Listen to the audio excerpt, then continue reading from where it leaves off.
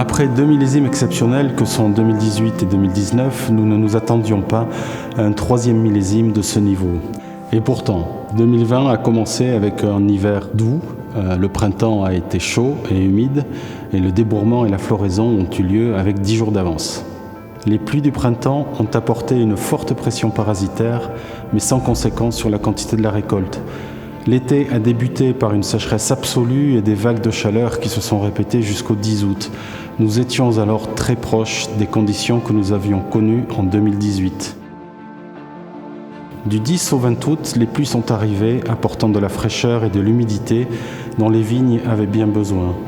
Puis le beau temps et la chaleur sont revenus jusqu'au 20 septembre, quand les températures ont commencé à baisser et l'humidité automnale a arrivé. La maturation des raisins s'est donc passée avec beaucoup moins de stress qu'en 2018 et 2020 se rapprochait de 2019. Nous avons ramassé les sauvignons blancs entre le 24 août et le 1er septembre. Les conditions climatiques ont permis une très bonne maturité des raisins sans la concentration et l'alcool apportés par des étés très secs, mais avec la complexité, l'intensité aromatique et la fraîcheur des grands millésimes. Château Margaux fait du vin blanc depuis le XVIIIe siècle. D'abord appelé vin blanc de Sauvignon, c'est en 1920 qu'il prend le nom de pavillon blanc. Nous sommes heureux que pour fêter les 100 ans du pavillon blanc du Château Margaux, la nature nous ait offert la possibilité de faire un vin exceptionnel. Les rouges ont été ramassés entre le 10 et le 30 septembre dans d'excellentes conditions permettant de terminer la maturation des raisins en douceur.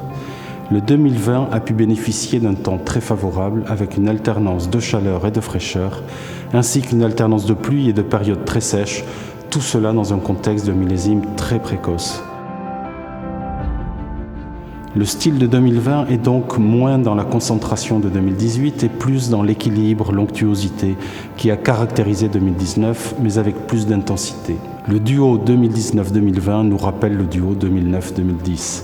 Les vins de 2020 sont tellement excitants qu'on en oublierait presque que cette année restera également comme celle du Covid.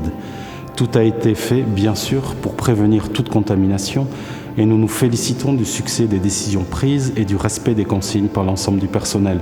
Mais on retiendra qu'à aucun moment, les raisins n'ont eu à subir le moindre effet de cette pandémie sur leur développement et leur maturation.